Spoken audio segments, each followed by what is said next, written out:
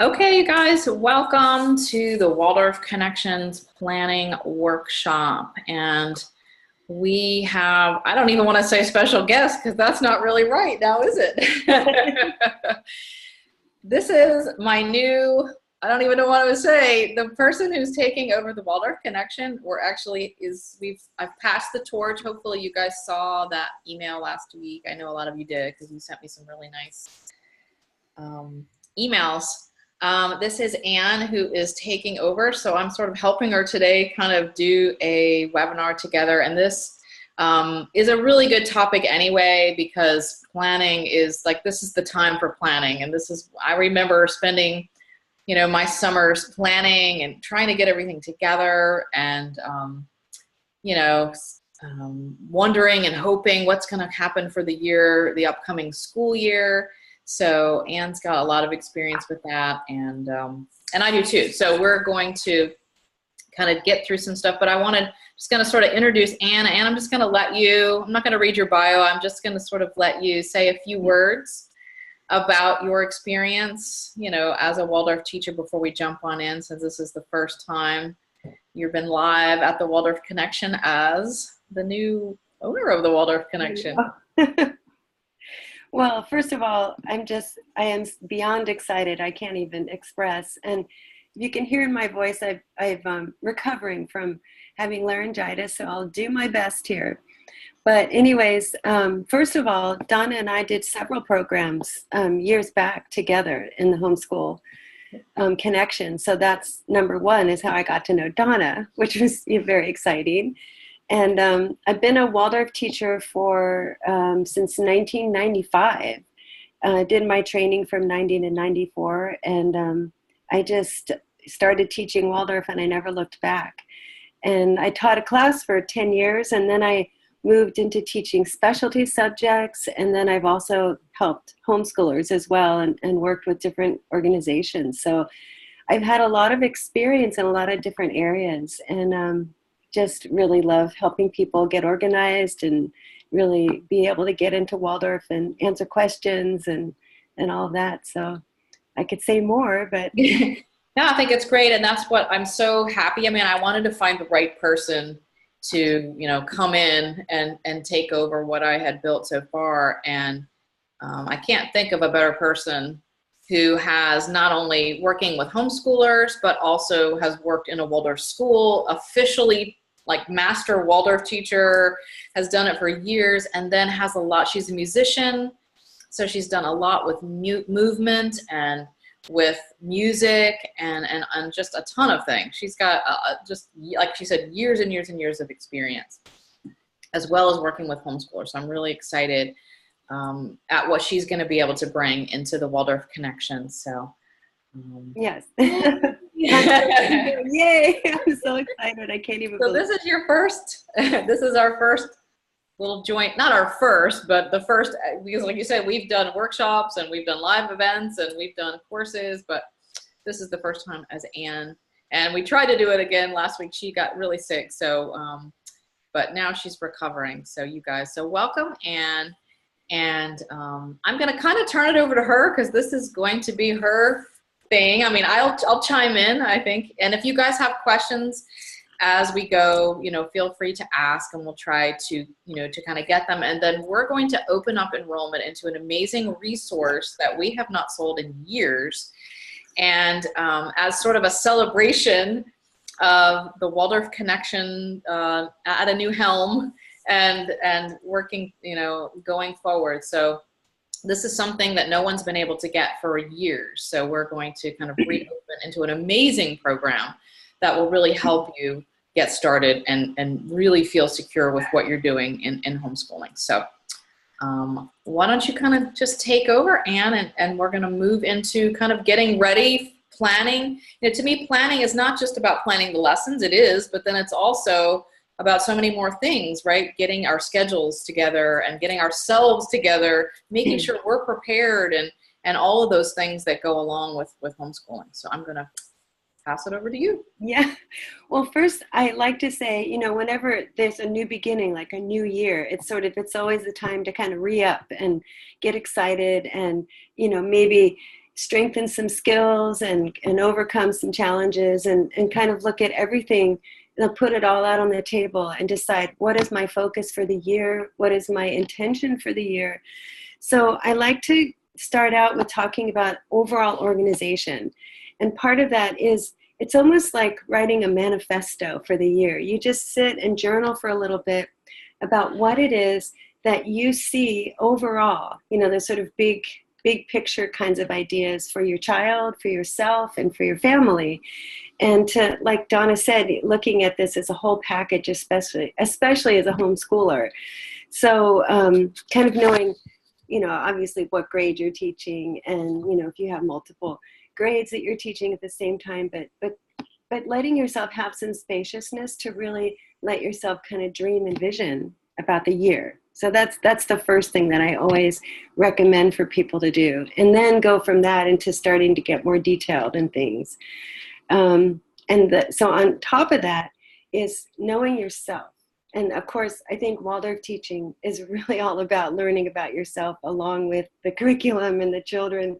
So knowing your organizational style, knowing what works for you without, worrying about what you might think about that. But, do you like to work with pen and paper? Do you like to work with, on, excuse me for my voice. Do you like to work with, computers type of things? What it is that works best for you, what gets you organized and gets you grounded, and making sure you have a lot of that in place. So, part of that is just designating your work area. Where are you going to, oop, my video just went out, but should I just keep going? Oh dear. Hello? Oh no, I just turned mine off, but we can see you. Okay, good. I just want to You're good. Okay.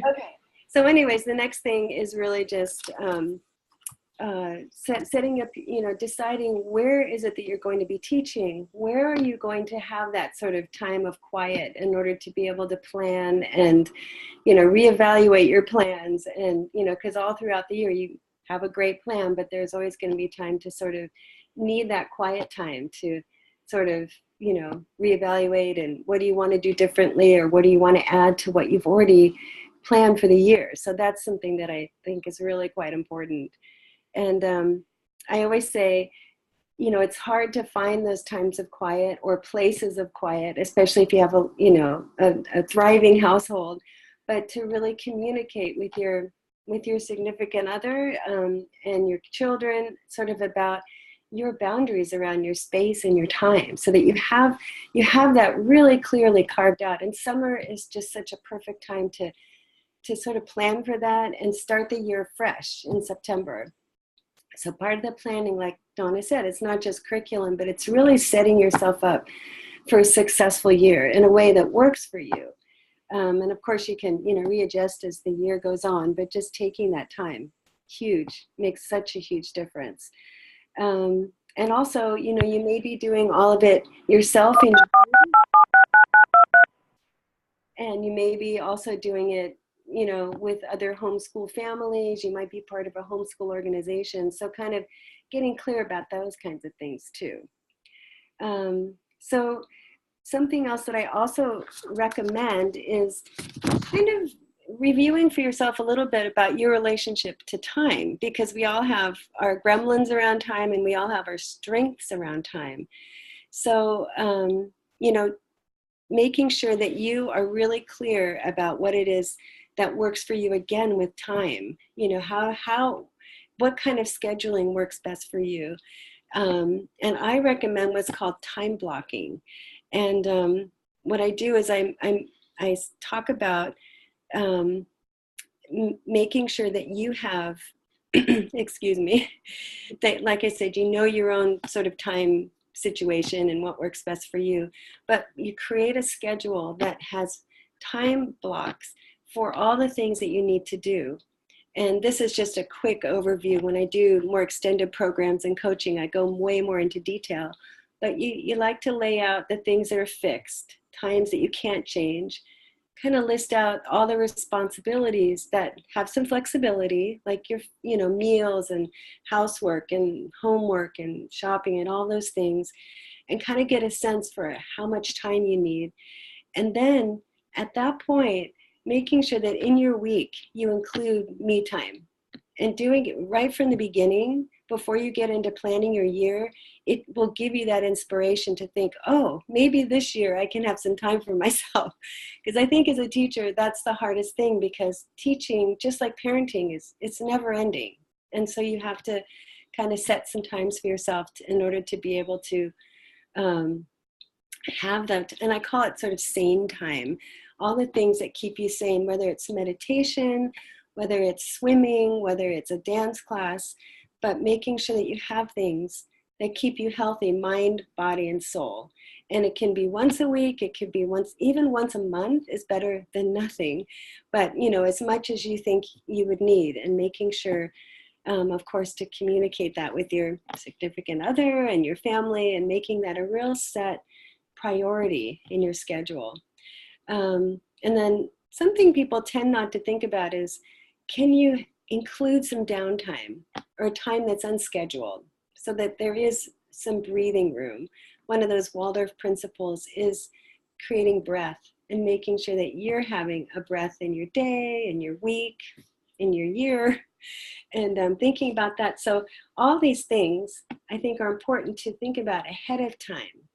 Because once you get into curriculum and all of that, it's like you're on the racetrack, and it's kind of hard to get off. So do all these things ahead of time. I think it's really, really quite helpful. So Donna, do you have anything to add to that?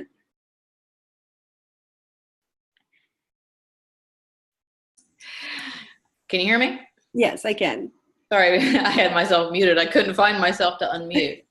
Yeah, I think you're totally right, because the summer there is this down place, and as you get going, other things happen. If you have several kids, you might have sports, or you might have lessons, or it just seems busier. So it is really good to take some downtime and to really kind of put that into, it's all part of that inner work, right? Is to make sure you're grounded as a teacher and a mom, so that, if you're all frazzled and overwhelmed, that's going to be the feeling behind your homeschool. And you want to have this, feeling confident, and also feeling that you know what you're doing, and that you are like happy to do it, right? You want to enjoy yourself. You think it's about your kids, you guys, but it's so much about you as well. And I know Anne understands what I mean, and you may not understand that right now, but if you go and keep doing this, you will find that it's also a journey for you. So I totally agree. Yeah, they say, Waldorf teaching is a path of self-development, and the more you get into it, the more you kind of realize that everything you're doing is actually reflected back in your children. And so you get to see a perfect mirror of, if you're frazzled, they may be frazzled. So just like we're saying, getting the grounding and feeling happy about what you're doing, and that you have the sort of spaciousness, so that when challenges come up, which they always do, that you have that bandwidth. And I think that's kind of what all this is about, just preparing for that. So the next thing I wanted to talk about was just content, because there's so much, and I know each one of you are in a different part of your Waldorf teaching, or your children are in different grades, and you may have multiple grades that you're teaching, or just one. But I think overall, of course, getting a sense of what blocks that you are going to be teaching with your children. And when I was teaching, I did between sort of 3 and 4 week blocks, depending. I think the younger the child, more it's sort of doing 4 week blocks is better to kind of take that time. But then when you get with the older children, you have more to fit in. So sometimes I did 3 weeks, sometimes 4 weeks is what I included in the blocks. And, just having that overview. And I can't, specifically say all of the blocks, but interestingly enough, in my mind, even from first grade, even kindergarten, going all the way through, there's a science stream. So in the first grade, you've got science that looks like making fairy houses in the forest, like all the nature walks and nature stories. That is sort of this planting the seeds for science later on, but in a real imaginative way that they can take in. So even though you might say, I don't have a science block in the first grade, but you do, because it's, you can fit it in all these different ways. But the early grades, you're mostly working with language, mathematics, and form drawing. And then as you move through, you start adding the history blocks, excuse me. And of course, there's always stories, but history blocks as you go through the grades, and then the math becomes a little bit more complicated as you go through the grades, and then language as well. And in the early grades, language is really, you're just giving them all this language through a poem or through a song or through stories. And the more that you're working with those things in a really deep way, then that will pan out later on as they get older. So that's just a little overview. I don't know if you want me to go into any more specifics about the grades, Donna, or just that's kind of an overview of thinking about the blocks. Yeah, let's just do that. And if anyone has questions, because I'm not sure what ages, that's why if you guys could come to the chat and just put the ages or the grades, I guess. What grade are you teaching next year? We'll kind of look at that. And if we've got 4 people doing first grade, we can talk about first grade. So come tell us what grade or grades down in the chat so that we can kind of tailor this to you. And then in the end of, after I talk a little bit more, then we can do that in the Q&A, really get some specifics, which would be helpful.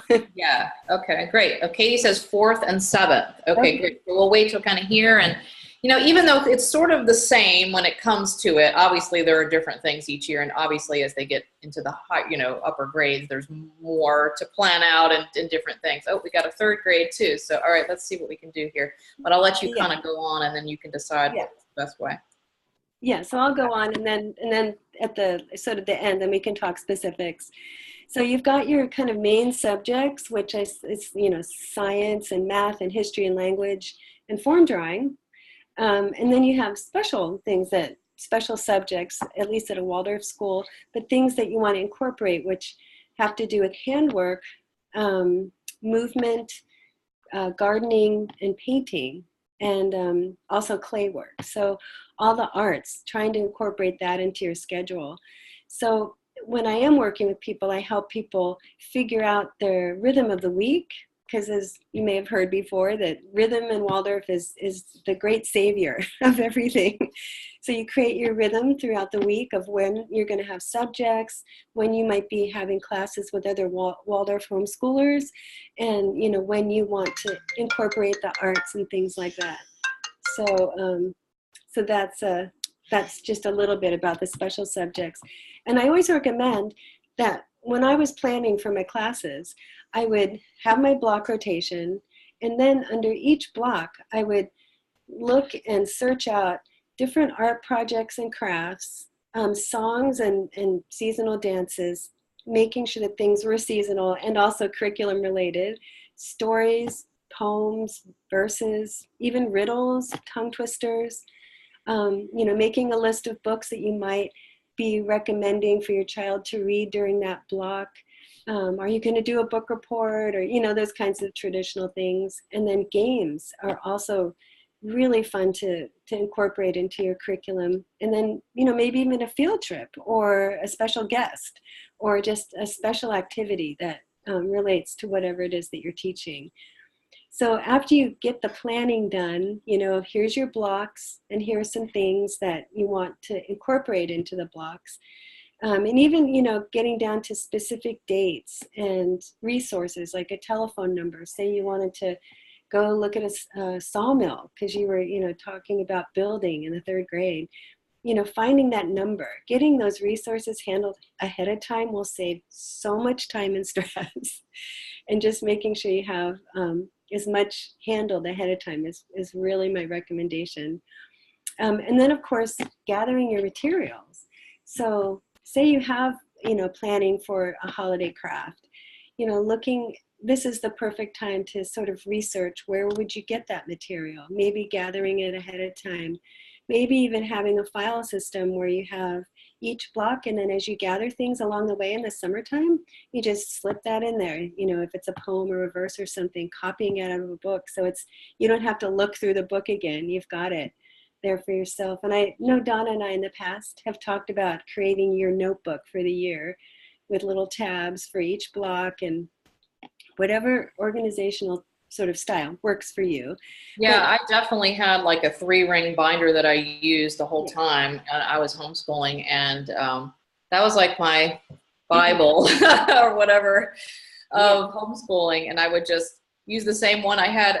I really just got a 3-ring binder, and I just chose one of the beautiful paintings that, you know, one of my girls did, and just put it on the cover, and that just became my thing. And it was just nice. Everything was right there. You know, I would take from my curriculum or whatever I was doing and put it all in that one place. So I didn't have to run around looking for everything. And if I, like you said, I found something, I could stick it in the pocket, or I could add it into the week. And I had my weekly checklists and everything right in there. And it was not high tech by any means, but it worked for me. And that's the way I work. So, but you can do something online, you can do whatever. But for me, you got to have some kind of planner or some kind of place to have everything. And I thought it was easy because I could just write notes, you know, there, and I didn't have to. But, you know, now these days more people, and maybe if I had done it now, I might do it on my iPad or something. But back then I was, you know, still doing it on paper. And I like paper. I have a notebook beside me that I use anyway, that I use for work. And I like to write, but whatever works, just to have something, right? Yeah, because I think one of the things that eases the stress the most is knowing where your materials are, you know, for the next week or the next day, whatever the lesson is going to be. So you don't have that sort of frantic trying to find something. So having stuff right at the ready and whatever works for you, like Donna said. So there's also, you know, creating a sort of a system, a gathering system, but not to forget that, you know, you can get things at, you know, art and office supply stores, but there's also yard sales. I think over the summer I had a lot of fun. You know, I was going to be teaching 5th grade, so I would go to yard sales and, oh my gosh, here's some really neat thing about Egypt. You know, so taking advantage of kind of having your eye out for things and having that focus for whatever grade you're teaching, you'll see things and, you know, think, oh, well, this would be a great addition. Or it'll just give you ideas, or talking to people, you know, just use people as resources as well. And then, of course, there's tons of online resources, and, you know, your local library, of course, is a wonderful way to get materials. And kind of, I find when I sort through things and I kind of look through books, I get ideas, because part of being a Waldorf teacher is creating your own lessons. There is a structure and kind of a recommended curriculum, but finding the things within the curriculum that you love. Because the more you're connected to whatever you're teaching, the easier it will be to teach and to come up with fun and interesting ideas for your child. So making sure you're connected to what it is and seeing things that really excite you. And I know people sometimes think, oh my gosh, teaching a new curriculum every year, how hard is that? But I found, and in my teaching, that when I was learning new things, I was so excited that there's a saying in Waldorf that enthusiasm equals energy. And the more enthusiastic you are about something, the more energy you may have in order to really, you know, move this on and really move this into a curriculum type of thing. So some of the materials are not just finding things that you're going to be teaching, but also finding and deciding what you're going to have your children working with themselves. So there's, of course, you know, all the crayons and pencils, and what kind of a main lesson book do you want to have? There's a lot of different ideas out there where people make their own main lesson books. There's main lesson books that are already put together. There's main lesson books with lines in them, and then main lesson books with lines and blank pages. So thinking about all of that is also part of your materials. When I was a Waldorf teacher, in May was the time that they send out the little form. What do you need for next year? So getting a sense of what you actually will need is really important. And just listing it out, and there's a lot of online resources to get things that are less expensive than others, and then, you know, looking for ideas for how to make things yourself, like main lesson books. I've seen some really nice homemade main lesson books, and that can be a fun project for you and your child too. So anything to add to that, Donna? Yeah, I was going to say, let me unmute myself. Yeah, I don't know what it was about the main lesson books. Maybe because I had two, I wanted to keep everything together in one book instead of having, one for math and one. And I know there's different ways to do it. There's not really a right way, right? But we just got, like at Hobby Lobby or AC Moore, they have those big artist pads, and I used those. I'm not really sure why we started using them, but we really enjoyed them, and we got the bigger ones, especially when the girls were younger, we got the big ones. And then we would it was all fun of like making the book. They would paint something or draw something related to that year and then put it on the cover, and then that was going to be their cover and they would recognize their book or whatever. And so we used that for all their main lesson, for that year. So then I know that the whole book is that, I know that by the drawing, you can kind of tell what year it is, and of course their drawings improved over the years too, but it's fun to go back and look and see what we did. And then of course you got to create one for yourself. This was something I forgot. And then I was so concerned about making 2 copies of everything for my twins that when we started, I was like, I don't have a book and I don't have crayons and I don't have any supplies. Like, it never occurred to me that I also needed a main lesson book, and I needed to have, we could share paints and stuff, but you had to have your own set of crayons and things. So yeah, don't forget yourself in there when you're doing the planning. I don't know. That was just one of those things, I see somebody put estate sales. So yes, yard sales, estate sales, all those kinds of things are so great. And the sort of the third part about materials, you have the materials for teaching, the materials just for creating the different books and things. And then there's also just decorating and setting up the space, making it beautiful, which I have to say was one of my favorite parts about Waldorf teaching, was setting up my room. And, do you want to do something special like a lazure wall? Or, that's a kind of a big deal, but curtains, and where are you going to store things? And so that you can have a really clear setup and cleanup routine, and having a real clear idea of where you're going to be having things in whatever your teaching space is. That will save you so much time and sort of energy to have it really clearly laid out. Almost like, planning it step by step may seem like overkill, but actually having a real clear idea will help so much in the long run. I'm sure you can agree with that.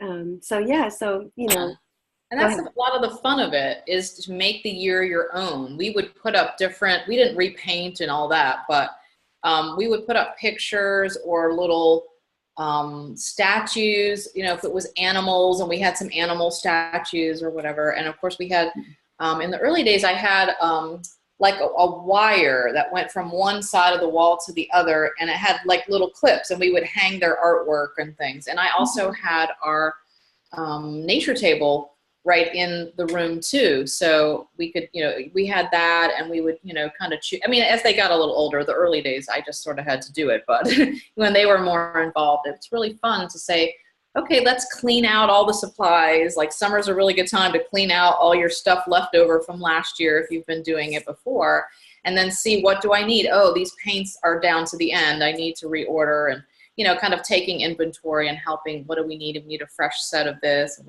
kind of making your list and looking around, what can you do to add this year, or what's coming up this year. Like you said, with the Egyptian would be really fun. I love that. It was 5th grade, right? And we had a blast doing all kinds of things. You could build a pyramid, you could put hieroglyphics up, or whatever. You could really decorate to whatever you want to do.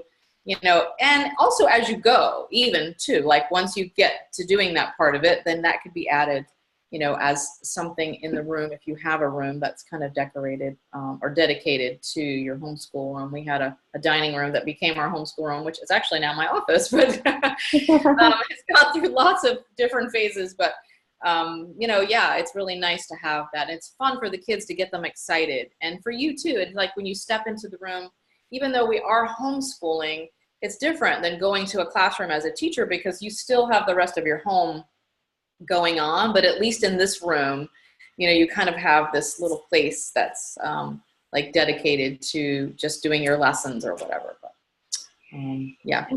Yeah, so one material that people, well, anyways, I don't know if you think about it or not, but some kind of blackboard, because a real fun part of the Waldorf teaching are the chalkboard drawings that you do for each block. And so if you can get a blackboard, it's really nice to be able to have something that you can draw a picture that relates to the block that you're doing or to one of the stories that you would be telling. And also those, kind of old-fashioned little tiny blackboards are really fun for doing math problems or, just doing little tiny exercises that you can do. Also getting things like, for the early grades, for felting, pieces of felt that you can work with counters, and then, pencil cases, cloth pencil cases, those kinds of things can all happen in the summertime, depending on what grade you're teaching. And one thing that the kids actually really like to do is clean the crayons. If the crayons have been in a bucket or whatever, just taking paper and, running the crayons across the page and cleaning off any marks. It doesn't necessarily have to be done, but it's kind of fun to do, and it gives them this sort of sense of making things new and fresh. So there's so much, each grade has its own specific things that it needs, but it's so much fun to just kind of have, like you're talking about, having them involved and finding those special things to decorate on the walls, to have a special bookcase for, here's the place where your books are going to be to read for this block or for this, part of the year. So, yeah. So the next thing I wanted to sort of cover before we have time for some Q&A is there's also something to think about, which is, in terms of your sort of Waldorf development, what skills do you need to work on over the summer? So maybe you were teaching handwork and you've never done cross stitch. So in the 4th grade, cross stitch is a common thing to be using. So you might want to practice cross stitch or practice knitting if you've not been knitting, if you're doing that. So thinking about the artistic skills that you might want to develop, and it could be just practice painting, or practice doing some chalkboard drawings, or practice playing the recorder, or practice singing, or, just those kinds of things that you might need to kind of strengthen. So maybe you want to take a class or something. So thinking now, we're just in June, thinking ahead. So what would you like to develop in terms of your sort of your own personal Waldorf curriculum, whether it's also storytelling, practice telling stories. And I sort of have a different, like a little list of things that help stories, and practice memorizing a short story. I know that when I started, I was so overwhelmed, I couldn't believe I could remember a whole story, but I got little tricks for myself. And you can also read stories, but I have found over and over again that when I memorize a story, it's just so much better. Not that read stories aren't good, they're wonderful things, but when you tell a story from your heart, and it really reaches the children in a different way. And also creating your own stories. It might be something you do easily, or it might be something you need some help with. So anything you create yourself also speaks heart to heart, and they take it in a really different way. So those are a couple of things I thought about. Your continued education, I guess. Anything? Yeah. I was kind of overwhelmed thinking I had to memorize all the stories. And I think that's one of the things that, it's an ongoing thing that you're going to have to help with. But you don't have to memorize the exact story with the exact words. At least I didn't. But you get the main focus of what you need to do, the main parts of it. And, if you read it, usually 3 times, if you read through the story, you have a really, good idea of what's happening. Because it's hard as a mom to have to, be memorizing things. But Anne is so right. I remember the first time I actually told the story versus reading a book, because, I'm reading to my kids since they were born, right? And you're so used to just like with your head down. But I remember telling the first time and like looking at them and watching their eyes, like, when I got to like a really exciting part.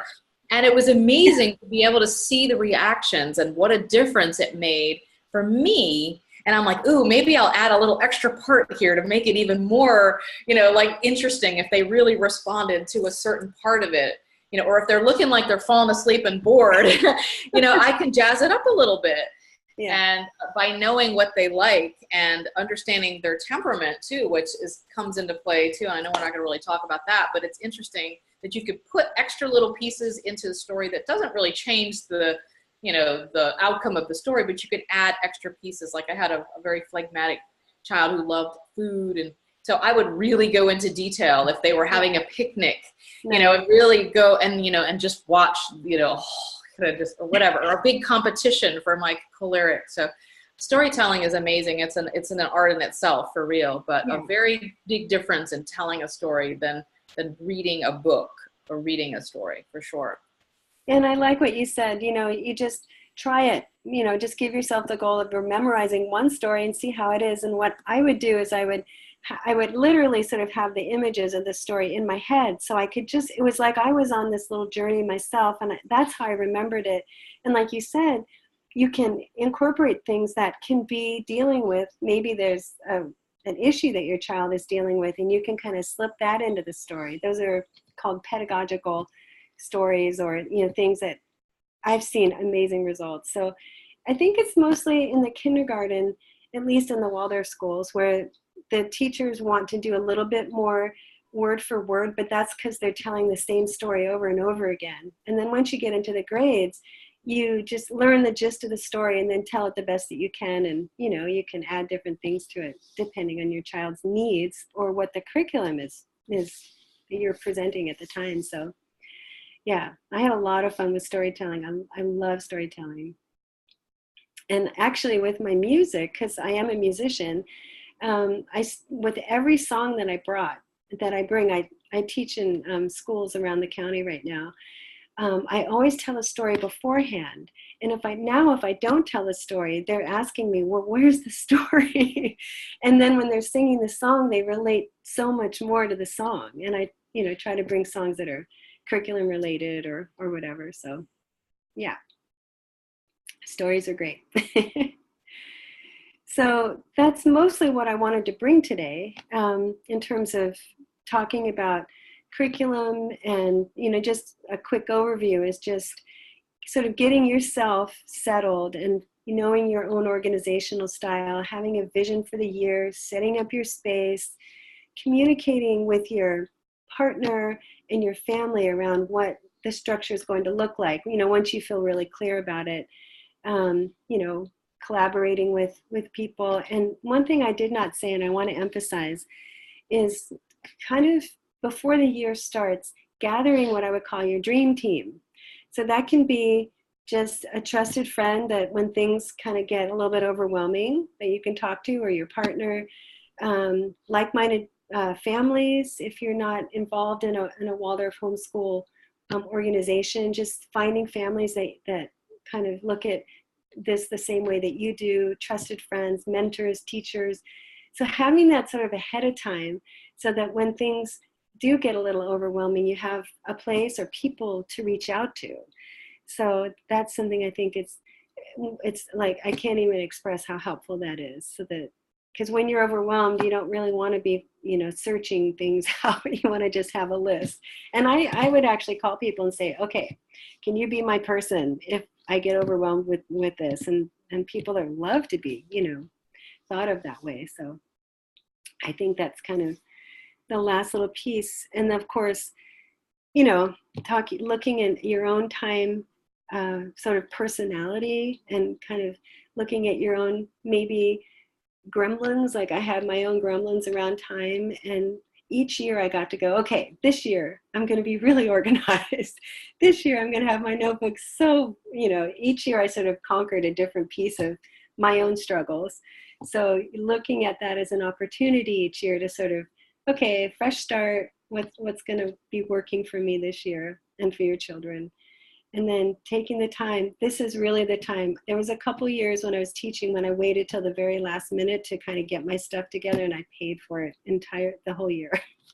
So I recommend as much as you can, going through stuff and getting as much together as you possibly can, and making sure you have an overview of the year. And then, go ahead. I mean, maybe they've heard this, maybe they haven't. They probably haven't if they're sort of new here, but I was, I don't know why, but for some reason, I think it was first grade, I only planned the first half. Probably because I didn't know what I was doing. And I thought, well, I don't know how far we'll be, so I'm not going to try to plan out the whole year, and I'll just do it over Christmas holiday. Oh, what a disaster that was. Because that was like the last thing I wanted to do, right? We were busy and the kids were having fun, and I wanted to take a break too. And I played catch up the rest of that year. The first half went great because I had everything planned. So I definitely do not recommend that. And even if you have to modify things, you have the whole year planned. And then if I do sort of take a look, sort of halfway through the year. How are we doing? Where are we?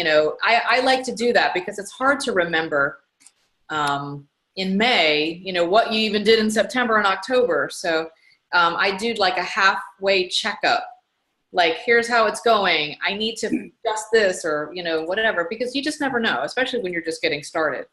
So yeah, making the whole plan, and then you can go, oh my gosh, we're behind. Maybe we need to double up, or maybe we're doing great. You could take a look, but at least you have maybe we have to go an extra couple weeks, into the summer, but whatever, at least you have that plan. I do not recommend like fly by the seat of your pants, or just, I'll make it up as I go.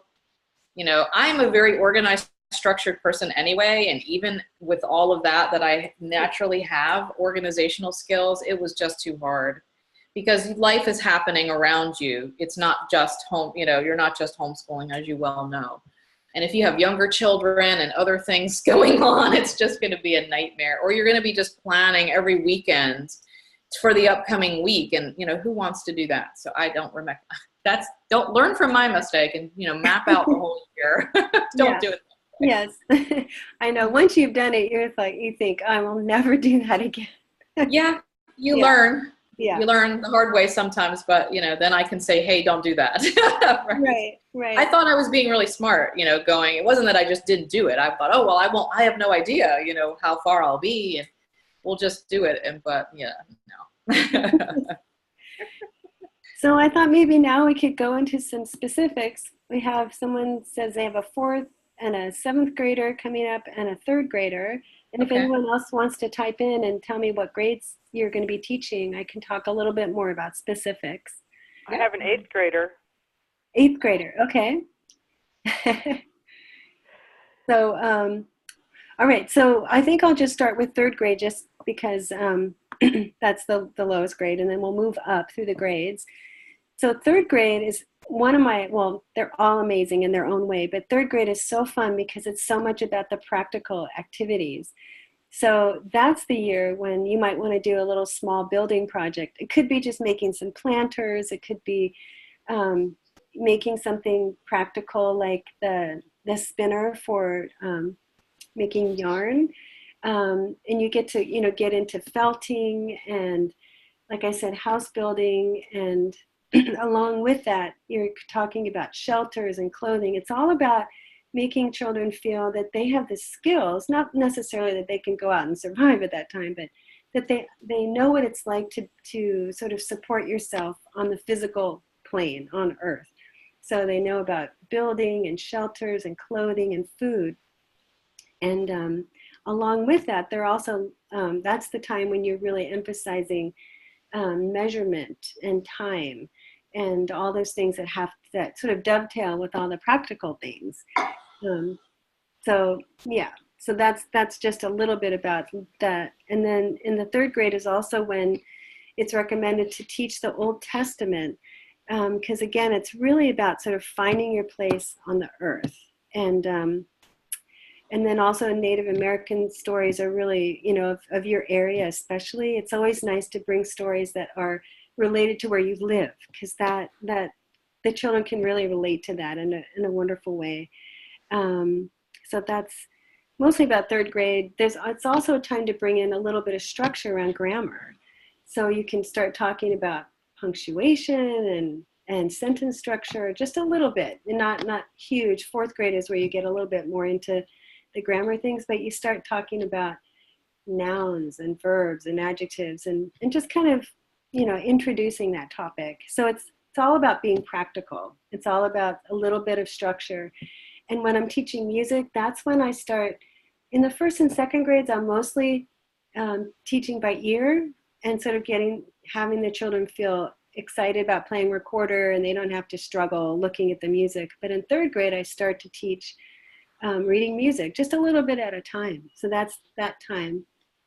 And yeah, so that's for the music. And, you know, local geography comes into play mostly through the stories and through walks. And, you know, you might, if you're talking about Native American stories, you might go to some kind of a site in your area if that's possible. And continue with animal stories from the first and second grade. And then, of course, all the arts. That just gives you a very quick overview. I don't know if there's a more specific question.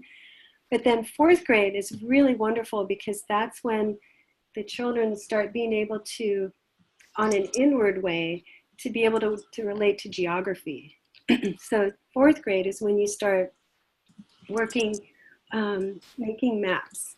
And you start very close.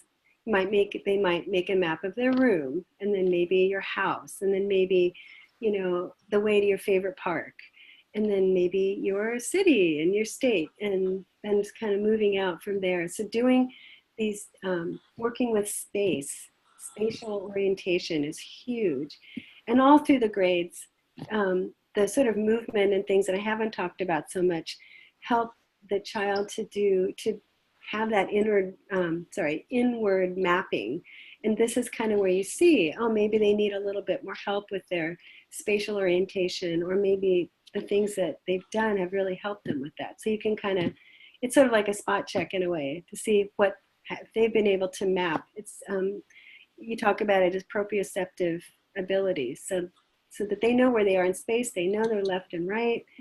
So that fourth grade starts to be working with that. And also fourth grade is a time when you study your state. So I'm in California, so that's when the children study California, or if you're in Massachusetts or whatever state, that's the time to really look at your area and stories and history and how people came there and get into that rich curriculum, which is really, really exciting. Trying to think what I'm leaving out of the fourth grade. Oh, of course, the Norse mythology.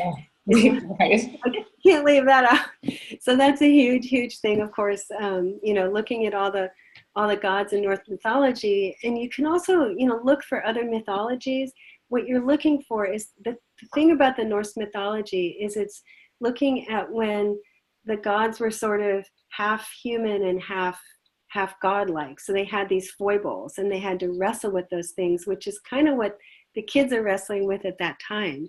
So they're kind of wrestling with their inner Loki, with little trickster. And, you know, we have all these aspects inside of us, but those stories really help them to kind of work through on a soul level those types of things that they are wrestling with inside. And of course, every child's different and every temperament is different, but that's a huge part of the fourth grade. And then also, that's when you focus on an animal. Oftentimes fourth grade is maybe a first report on an animal. So you get to really look at the different archetypes of the animals, you know, so that the animals that relate to the different temperaments as well. So it's kind of a interesting way to work with the children in that way. So animal stories, your local area, and then working with Norse mythology. That's, excuse me, that's fourth grade. Then geography is sort of introduced there. So that's fourth grade. And then looking at seventh grade, I don't know if there's anyone out there for sixth grade, but seventh grade is just a huge, it's, you know, all about the Renaissance. It's all about this sort of reawakening and all this creativity and looking at all the, you know, discoveries and ideas that were bursting at that time. So for me, just studying the Renaissance, I'd never really quite studied it in that detail, you know, when I was going through school. So one of the perks about, you know, being a Waldorf teacher and doing homeschool Waldorf teaching is that you get to explore things that you wouldn't necessarily take time to do. So looking at all the different artists in the time of the Renaissance, and so all the different ideas about what you are, excuse me, what you're teaching. So it's the Renaissance and going a little bit past the Renaissance into the Reformation.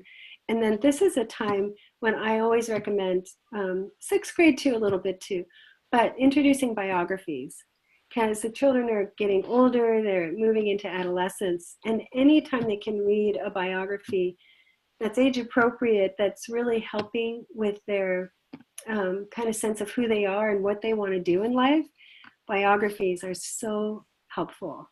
So, knowing your child, choosing biographies that might be helpful at the, right level is a wonderful thing to do in the 7th grade. Of course, through the grades, starting in 3rd grade, you're working with grammar and, writing and those kinds of things.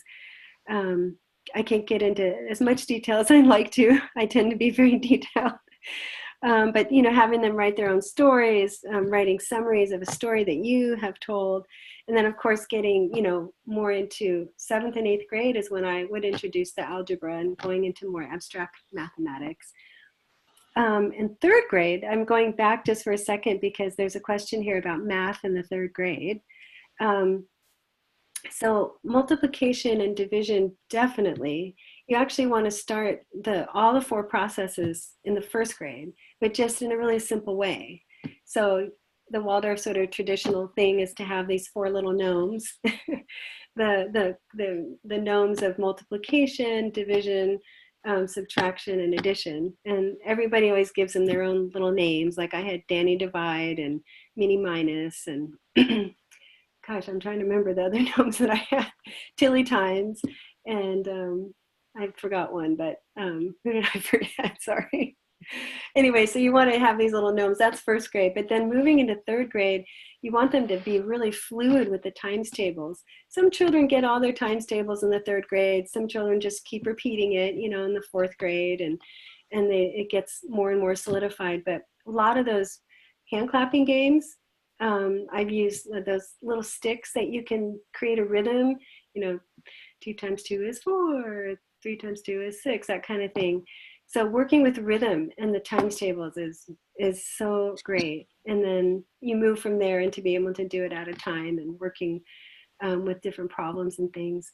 And if you set it up in the beginning with really strong stories, and really help them to internalize what is the process, what is dividing really as opposed to an abstract concept, then you will have a lot more success later on when you're in the 7th grade and you're teaching, more abstract math that moves into algebra and finding averages and all those kinds of things. So I've just been talking a lot, so I don't know if there's anything you want to add or any questions that anybody else has. Please type them in.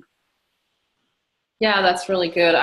The multiplication tables just keeps coming back, I will say, because you've got to keep that going, and because then you start getting into the higher, the long division, and they have to really understand the concept. So I think the multiplications table was the one thing. Was like, okay, we just have to kind of keep practicing and keep practicing. I remember when I was walking to school, I remember this so clearly with my mom in the 4th grade, is she'd walk me to school and we would do the times tables to school. And I just remember that as a really good memory. So finding something that's you guys together outside, it doesn't, get creative with it. And then, making that wonderful table where you're having, it all laid out, the 2s to the 12s, and having them do it in the 3rd grade, do it again in the 4th grade, having them create some kind of visual for them. And that's also really helpful too. Yeah. I think someone said they were getting ready for 1st and starting kindergarten all over again. So I don't know if you have time to just run very quickly through that, since there's really not that much. Yeah. 1st grade is so nice. It's an easy curriculum because you're really going between form drawing, language, and math. That's basically what you're doing. And using stories as your main tool to introduce different things. And 1st grade is all about the fairy tales and animal stories, nature stories. So keeping it really simple and introducing them. What we say in Waldorf is that the math is in the children. So you're really just awakening their sort of concept of math. So you're talking about what do we have one of in the world? What comes in pairs? What comes in triplets? And finding you know, flowers that have 5 petals. And so looking at the essence of each number in the first grade is just wonderful. And then these little gnomes stories, and really getting into that, because that just brings the joy of math. And you know, if you have some songs and verses and poems are really also good for math as well. And then, of course, you have your fairy stories, and they're learning their letters in the first grade. So language is really about, again, embodying and having them have a feeling for each of the letters. And that, again, helps with their feeling and learning later on when things become more abstract. Because when you're reading a book, you're really reading an abstraction of a sound. So taking your time with those and not worry that if you're not getting them reading, because this is always the big question, you know, oh my gosh, if I don't have them read in first grade and even most of second grade, what's going to happen? But I just am seeing it so many times that if you lay that foundation, that their reading comes, and end of second grade, beginning of third grade, it's usually fine. And of course, sometimes children have struggles, so I don't want to overshadow that, but yeah, taking your time in the first grade with those. And then, like I said, nature walks, you know, going on walks and doing things outside. And I know you've done a lot of things outside in your yard. I remember just talking about that. Yep. So that's a little bit about first grade. Right. And you can do a lot with your kindergartner right alongside your first grader. So you don't have to, you know, separate them out really. I don't know what your thought is on that with the stories and things. It would be really hard, I think, to do that in a homeschool setting. So, well, luckily, the first grade curriculum is based on the fairy tales, so there they are, right there. Yeah. So that's really quite helpful. And then, you know, you can find different, maybe a craft that, you know, they're both doing, but find a version for the kindergartner. You know, you might have to separate them out for certain things. Their drawing will be really different. First grade, you know, you can give them a little bit of instruction, but a kindergartner, you just want them to be drawing, and it's kind of like just expressing themselves on paper. But first grade, you could, you know, give a little help with that. So there's a few things that you want to do differently, but for the most part, I think it's one of the easier combinations for sure. Right. Yeah. Oh, here's some more comments. Yay. Thank you so much. My last summer was in 2015 with you, and all of this has rebooted me. Cheers to a wonderful gift. Oh, great. Thank you, Serena. So before we go too much over time, I just want to thank Anne, of course, great. There's a lot here that we just tried to kind of crash course into, but hopefully giving you an overview of, it's not just about sitting down and planning blocks, right? There's a lot of things that go into you know, getting ready for your, you know, upcoming year. So, and I said at the beginning that we are going to be opening enrollment into a program that we created a few years ago now, called the Homeschool Academy. And it's an amazing program. I mean, it is just packed full, but not like overwhelming, because it leads you through the steps of really homeschooling with Waldorf. Like, we cover so many great topics, and Anne really does a great job. What I'm going to do is just share my screen for a minute, and I'm going to just kind of go quickly through, hold on a second, let me find, where did I put it? Just, you guys, I'll give you the link and you guys can read through it. I'm not going to read through the entire thing, but I will just kind of give you a, you know, an overview, because I can't remember. There's so much on there. I don't want to miss it. So let me see here. Can you see my screen? Yeah. And okay. Also, I remember creating this with you, and it was so much fun. It was so much fun. Yeah, and basically take the stress out of homeschooling. I mean, that's the thing. I think I remember being so wigged out before first grade, because I was like, oh my gosh, what if I do it wrong? And what if, you know, I just felt like this big pressure to do things right. And especially since friends and family members were using other forms of education and their kids seemed to be way far ahead. And, you know, the cultural pressure and the social pressure of all of that. So I just wanted to make sure that if, you know, you wanted sort of the nuts and bolts on how to get started and really learn, that we created that. And really that's kind of here. I'm not going to go through all that. You can look at that. But it is called the Homeschool Academy. breathe, relax, and take charge of your child's homeschooling. So it really is for moms who are ready to get the support they need to use simple, developmentally sound techniques. And really, we go through what I loved about this, Anne, was that we covered the theory and then we covered the nuts and bolts. Yeah. Yeah. You got both sides of it, because a lot of programs are just very theory, and that's all great and good, but how does that, translate into the home with me? And in this program, you're getting both. And I know we had you, who was like the homeschool teacher, and I mean the Waldorf teacher, and then me was like the homeschooler. So we sort of combined our strengths in this. And I know you've done a lot with with homeschooling since then. But here's basically the lessons, and it comes with 12 lessons that we kind of walk you through from the beginning to end of, it's not everything you ever need to know, but it's the basics that you need to know to get started, to really feel confident in what you're doing. Because if it was everything we need to know, Anne, how long were you, learning about Waldorf education? That was years and years. Long time. Yeah. So we're giving you the Cliff Notes version of what really pertains to you as a homeschool mom.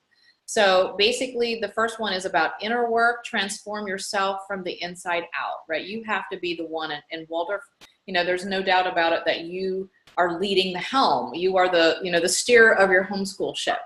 And if it's scattered and like frazzled, that's the tone that's going to be set. So we want you to not feel like, oh my gosh, I don't have time for myself, or I'm just freaking out and all of that. So we cover that as the first lesson. The second one is raising confidence through enhanced skills. So learning about knowing you're on the right path. I think we talked a lot about the arts, I want to say, in that. Yeah, storytelling, just those. Storytelling, yeah. Like, so because you have to be telling stories, as Anne said. That's part of the big plan, right? You've got to tell the stories. And if you're like, I don't know anything about storytelling and I don't think I can do it, this helps you kind of go through that. Then number 3 is the philosophy behind the curriculum. So it's like the Steiner 101, like, hey, why did he say to do this? And why did he say to do that, right? And I think I like to know why I'm doing something. And so when someone asks me, like my husband or my mom or a friend, hey, how come you're not, doing this? Or how come you do that way or whatever? Then I know what's happening. And there's so much, and I love the way Steiner creates, each grade fitting that developmental stage exactly right. And so understanding what you're doing and where you're going is a really big part of this. It's not just opening a book and homeschooling and turn to page 1. It's really not. Right. So it's a whole lot more than that. And it's good to know what you're doing and why you're doing it. So we brought that in a digestible way, because if you've tried to read Steiner, I have, it's really difficult. So we've kind of brought it in a way that you can understand it and brought what you need to know. So then the next one is schedules, routines, and rhythm. Of course, rhythm is a huge part. And when you're a homeschool mom, you need to have something that works for you, right? So we go through that, all about rhythm.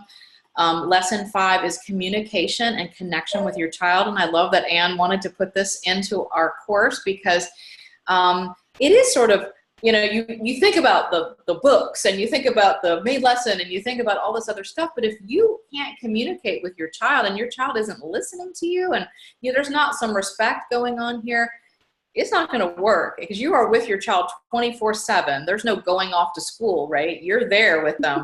So this is a really big piece that I think a lot of homeschoolers kind of forget or don't really think about. But we brought it here because it's really an important piece of the pot, because if they're like, hey, I'm not listening to mom, then, what are you going to do? So this is a really good topic, and I love this. And it's sort of it's all Waldorf, and really the way you speak and communicate. And it helps your parenting as well as your homeschooling, because basically it's all one big thing when you're at home.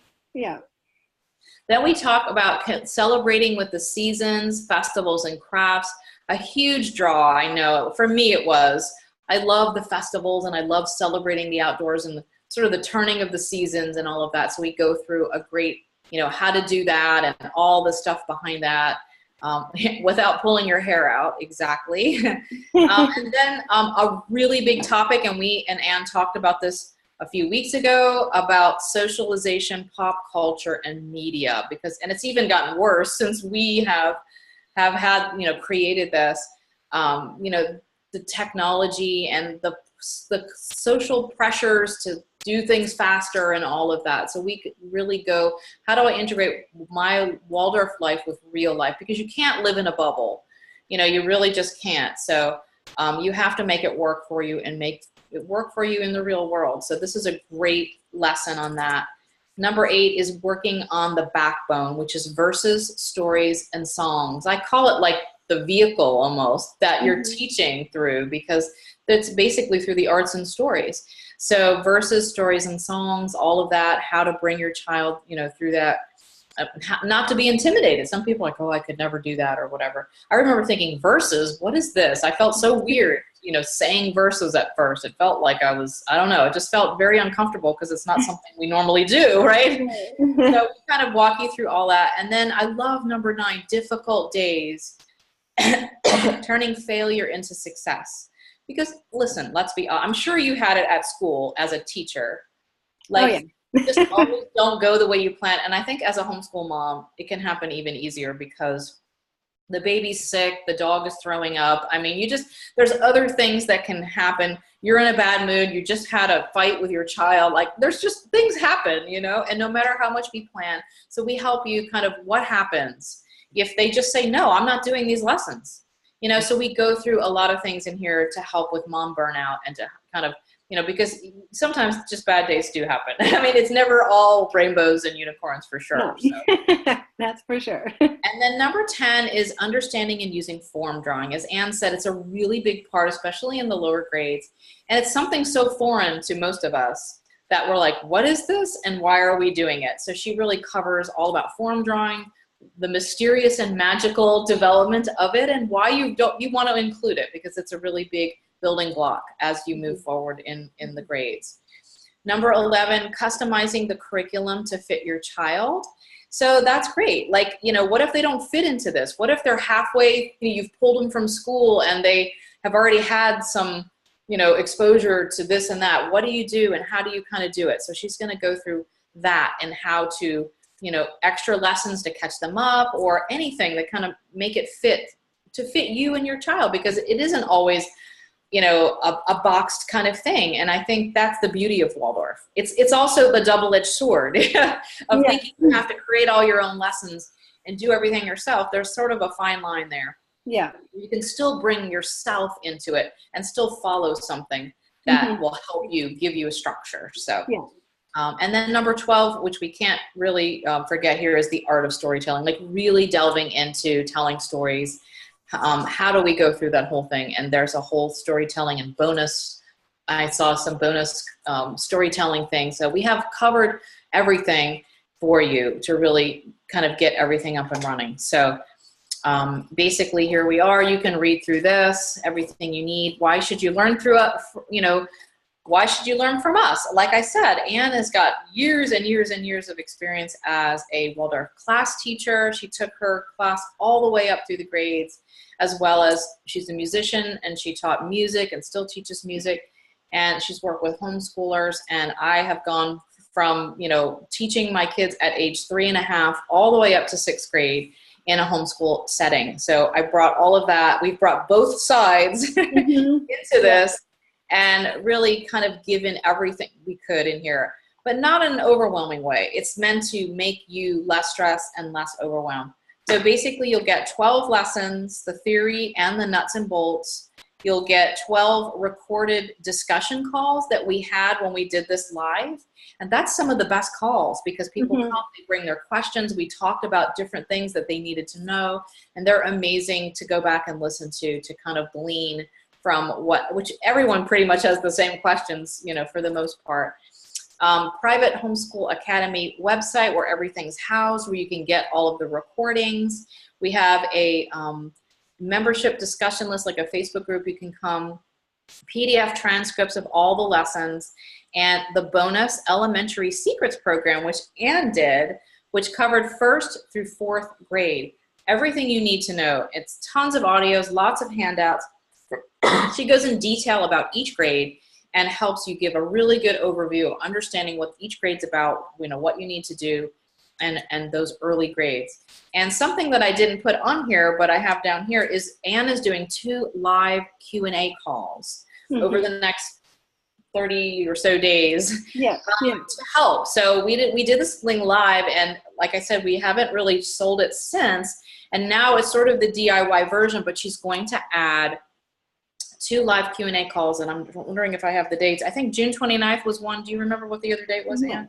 Okay. Let me just double check. June. Yeah, tell me, and I'll have to add it on here because it got missed. Yeah. So I don't have the actual, for The some date. reason, I can't get to my calendar. Oh, okay. We'll put the dates. I think one's the end of June, and the other one is in like kind of the middle of July. So that you have time to go through and listen to some of the lessons and then bring your questions, and she will talk with you, and customize the answers, answer you directly. Yeah, so exactly. you'll get a chance to get on the phone and talk with her in that group call. So here's a quick review of what you'll get: 12 amazing lessons, the recorded discussion calls, access to Ann for the personalized coaching and support for the 2 Q&A calls, access to other people through feedback, the PDFs, of course, all the recordings, the website, and you get the bonus Elementary Secrets, $197 value, which was an amazing course. Ann doesn't do anything by halves, I will say. She is just, she over-delivers, I will say, but that's good for you guys. It's an amazing course, just basically telling you everything you need for 1st through 4th grade. So anyway, we are opening enrollment starting today. You can go through and read this. I will say that I will just tell you the price here. We ran this program live, and it was $19.97. It was a 6-month course, and obviously they were getting some live calls, but now you can get everything in this packed program for a fraction of the original cost. We're going to do $297, sort of as a pass the torch deal, or kind of a special, as Ann is taking over the Waldorf Connection. And we're bringing back this amazing course, and includes 2 live Q&A calls for that price. Is just like unheard of. So you guys can get the whole thing. You can jump in right now, listen to all 12 lessons and all the recordings. Everything is ready to go right now. You don't have to wait. It's not going to be dripped to you every week. Everything's ready. You can listen at your own pace. You can do everything you need for only $297 plus the live Q&A calls. And once you enroll, we'll give you more information, of course, and let you know the exact dates for that. So I'm going to stop here because I don't want to go on too long. Let me stop and go back. I will give you the website. I'm going to put it here. It is the waldorfconnection.com/HS for homeschool, HS Academy. So, and I will send out, more information about this to you guys on the for the replay if you're watching on the replay. But enrollment's only going to be open for 1 week. So we are opening it today, which is June 18th, and we are going to close it just because it's sort of time sensitive, and she wants everyone to kind of be at the same place since she's doing the live Q&A calls. So we want everybody to kind of, I'm going to put that, there we go. In the thing. So you can get all the information. If you have any questions, you can always email support@thewaldorfconnection.com. If you're not sure if this is right for you or something like that, go ahead and email, and we can, talk with you and make sure it's a right fit.